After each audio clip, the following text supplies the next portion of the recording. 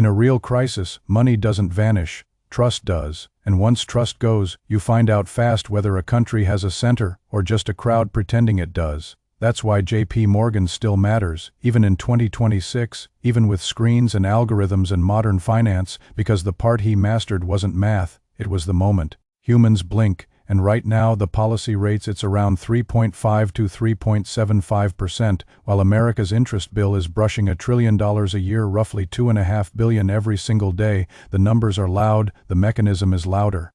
If you watched my last episode, Rockefeller built the system you can never escape. This is where that story grows teeth, because Rockefeller was power with patience. Morgan was power with a stopwatch. In 1907, when the panic hit, he didn't give speeches. He made lists. One list was who gets rescued. The other list was who gets to find out what the market thinks, and somewhere in that chaos, a single figure becomes a weapon, about $25 million raised in minutes to keep the New York Stock Exchange from shutting down. People call it a bailout. It was really a decision about who gets oxygen. So let me define what we're actually talking about when we say the financial system. It's not a building, it's not a stock chart, it's credit plus liquidity plus trust stitched together so tightly that if one thread snaps, the whole fabric pulls. That's the blueprint Morgan forced into existence. You need something people believe in, a backstop that catches the fall, a triage room that decides who's worth saving, consolidation that reduces the number of moving pieces, and a story that makes it all feel legitimate after the smoke clears.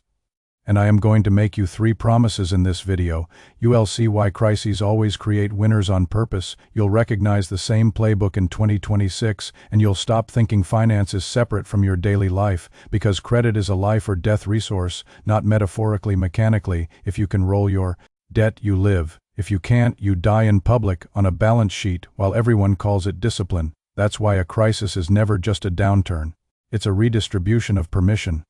Permission to borrow. Permission to survive, and once you learn to spot that permission moving, you start seeing it everywhere like a watermark. Morgan's origin story isn't a rags to riches fairy tale, it's a control story. The man hated mess, hated uncertainty, hated the idea that crowds could steer outcomes. He believed stability wasn't just useful, it was moral. The world should have a steward, and if no one elected one, the void would still demand someone to fill it. That's the seed. When everyone panics, society doesn't ask, who is right? It asks, who is believable?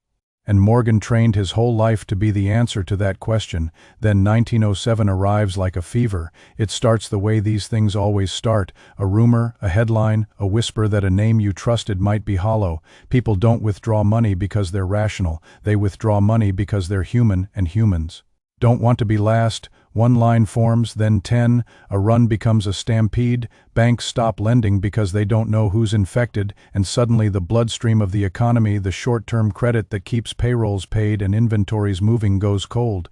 Money didn't disappear, the willingness to accept a promise did. And yes, none of this is a call to break rules. It's a reminder to learn how money moves, so you can vote, work, and plan with eyes open, because the law you feel isn't always written in a statute. Sometimes it's written in who gets liquidity first. Morgan walks into that freeze like a judge walking into a courtroom where everyone's already guilty. Doors close, conversations become quieter, and the move that looks small on paper becomes massive in effect. He turns panic into a private meeting. Not because he loved secrecy for drama, because secrecy prevents hesitation from spreading. In a crisis, hesitation is contagious, so he compresses time, he forces decisions, he makes the act of saving the system feel like a single room, a single table, a single signature. But here's the pivot most people miss: a rescue is never neutral. The backstop doesn't just stop the fall, it chooses where you land. The moment someone becomes the last line of defense, they also become the first line of selection. And selection changes behavior, because once institutions learn who gets caught, they start taking risks that assume the net will be there. Stability becomes a product, the bill comes later, and the people paying it usually don't get invited into the room where the lists are made. So when I say Morgan structured the financial system, I don't mean he invented money, I mean he revealed the 5-piece playbook the hard way, in front of a country with no central bank and no official adult in the room. He proved that in the worst moment, the center is whoever can say, this one lives, this one doesn't, and once you can do that once, the system starts craving a version of you that never dies. Because the night Morgan locked the doors, he didn't just stop a panic, he taught America what kind of machine it would build next, so the next Time the room wouldn't he need his hands on the key. Once you save the system privately, the system learns a lesson it never forgets. Chaos is expensive when there are too many moving parts, too many banks, too many promises floating around with no referee. So the next move is always the same, even if nobody says it out loud. You merge the weak into the strong, you fuse rivals into stability, you reduce the number of nodes so control becomes simple. People think consolidation happens because it's efficient. A crisis reveals the darker truth. Consolidation happens because, in panic, fewer doors are easier to guard. Morgan had already practiced this long before 1907, like a magician rehearsing the trick before the audience arrives. In 1892, he helped stitch together the pieces that became General Electric, selling it as order, not dominance. In 1901, he helped assemble U.S. Steel into a corporate giant and industrial empire with a valuation people whispered about like it was a warship, around $1.4 billion at the time. Then the railroad's endless restructurings, committees, quiet takeovers, each one framed as rescue, each one ending with fewer independent players. That pattern matters because it turns a messy economy into a map with choke points, and once choke points exist, the next panic stops being a storm and starts being a lever. Now zoom back to 1907, because this is where the lever becomes a habit. The room closes, the pledges are gathered, and the immediate fire gets put out, but the smoke leaves a message in everyone's lungs. If one private man can stabilize the country, then the country is admitting something humiliating. It doesn't have a public mechanism strong enough to do the job. That's why, after the headlines fade, the real fight begins, not over whether the rescue worked, but over what it means that it was possible. And the public question starts to ring like an alarm bell. Who gave you the right? That question is more dangerous than the panic itself because it forces a choice. Either you admit the financial system is already run by private coordination, or you build a formal structure so the same power can operate with a government seal on it. The United States tried central banking before and it got torn down by backlash. People remembered the fights over earlier national banks, and they didn't want a permanent throne for money. So the architects of the next system learned to speak in softer words, not central bank, something that sounds boring, distributed, almost civic. A system of regional pieces, 12 of them, so it doesn't look like one command center even if it behaves like one when it has two. This is where the famous secret meeting enters the story, and it's not a myth that there was a gathering. In 1910, Senator Nelson Aldrich and a small group tied to major banking interests met at Jekyll Island to draft what would become the skeleton of U.S. central banking. Some accounts say it ran about a week, with enough secrecy that participants used first names and avoided publicity because the optics were radioactive. And you can feel why. Americans didn't fear interest rates. They feared control, so the structure that emerged was designed to look public and feel private at the same time. Regional reserve banks with private member bank ownership and a central board meant to signal democratic oversight. The suit is new, the spine is old, then 1913 locks it in, the Federal Reserve Act passes, and suddenly the thing Morgan performed in a library becomes institutionalized as policy. The country now has an official backstop, which means the next crisis will have an official triage room, which means the next consolidation wave will have official blessing when it's packaged as systemic stability.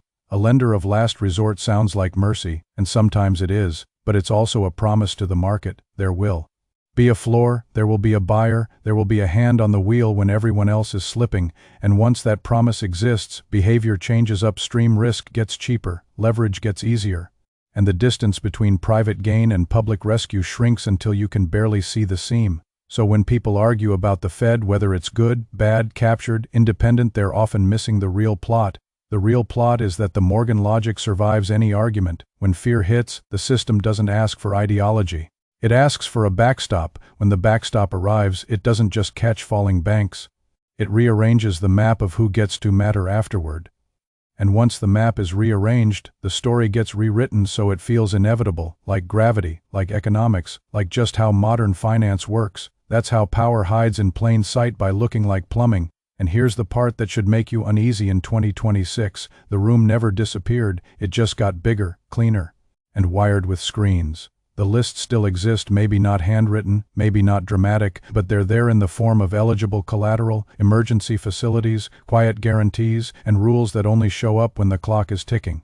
In the next section, I am going to jump forward and show you how this blueprint plays out today, how the invisible pipework decides which assets float, which companies get breathing room, and why your life keeps getting priced off decisions you never voted on. So jump to 2026 with me, because this is where the old blueprint stops being history and starts being your rent payment. The Fed's policy rate is sitting in a 3.5 to 3.75% range, and the labor market is cooling, with unemployment around 4.4%. Meanwhile, the Fed's balance sheet is still enormous, about $6.5 trillion in assets, because the modern backstop isn't just a person in a library anymore. It's a standing set of pipes, repo, discount window, emergency authorities, and a market that now trades on one assumption above all others: when the room gets cold, someone will turn the heat back on, and that's the real Morgan legacy, not a bailout, a reflex. The reflex that says stability has a priority lane, and if you're important enough, you get access to it. In 1907, that access was a handful of bankers pledging cash to keep the exchange open. In 2020, it looked like facilities and programs that could be turned on fast, some under emergency lending authority, with reports going to Congress after the fact. The names change, the interfaces change, the politics change, but the effect is familiar. Liquidity shows up first where the system is most afraid to let something fail. Now notice what happens next, because this is where people get hypnotized by the word rescue and miss the bill. If you can backstop a market, you can also shape it.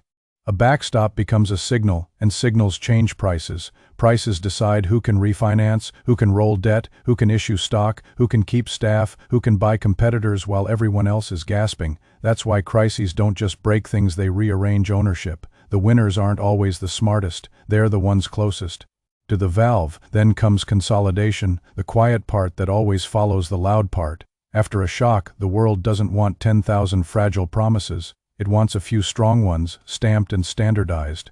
So small banks merge, weak firms get absorbed, too big to fail grows teeth without ever needing to say its own name. And every time the number of key nodes shrinks, the next crisis becomes easier to manage, because fewer institutions matter enough to save. That's not an accident, that's the machine learning from panic, the legitimacy story follows right behind, like perfume sprayed over smoke. You'll hear that we needed it, that it prevented a chain reaction, that it protected ordinary people from collapse. And sometimes that's true. A system-wide failure is brutal, and the first victims are usually the ones with the least cushion. But legitimacy also means something else. It turns emergency power into normal power. It makes the room permanent. It turns a one-time exception into a template that can be reused, expanded, refined. So when you ask, who runs the financial system? Don't picture a villain twirling a mustache, picture a set of rules that only become visible during stress: eligible collateral, access to funding, who gets a meeting, who gets a facility, who gets time. And if you think that's abstract, I'll bring it down to street level. When rates rise, your credit card doesn't wait politely, it jumps. When banks get nervous, lending standards tighten, and suddenly a business that looked fine on Friday is high risk on Monday. When refinancing windows close, layoffs follow. When liquidity is expensive, employers start acting like fear is a budget line. This is why you can't live outside the system, even if you hate it. Your paycheck depends on credit somewhere upstream. Your rent depends on a landlord's mortgage. Your job depends on whether your employer can roll short-term funding. Even your savings account is tied to this plumbing, because the moment the system gets squeezed, the returns change, the risk changes, the rules change, and the cruel part is the spread. The system borrows near the policy rate, and households borrow at multiples of it. The difference isn't just profit, it's hierarchy. So what do you do with that reality without turning cynical? You start by refusing the fairy tale that markets are neutral. In a crisis, neutrality is a costume. You follow incentives instead of slogans. You watch who gets liquidity first. You watch which assets get protected by policy language. You watch consolidation after the headlines fade, because that's where power quietly accumulates. And you keep your eyes on legitimacy narratives, because they're the bridge between emergency action and permanent structure. There's a trade-off at the heart of all of this, and it's not comfortable. The benefit is obvious. A backstop can stop a chain reaction. The cost is also obvious once you admit it. Rescues come with gravity, pulling decision-making upward, concentrating it into fewer hands, fewer institutions, fewer approved channels. You can accept that and plan your life around it. You can resist it politically by demanding transparency and constraints, or you can position yourself by learning how the plumbing works so you're not surprised when the room gets cold again. Now I want to hear from you because this is where the video becomes useful instead of just dark. When the next crisis hits, and it will, who do you think gets the first phone call, and who gets told to let the market decide? Drop one example you've seen in real life, even small, even personal. And if you want more of this, more of the hidden blueprint, more of the moments history quietly repeats, subscribe, not because I'm selling fear, because once you can see the room, you stop getting locked out of it in your own mind.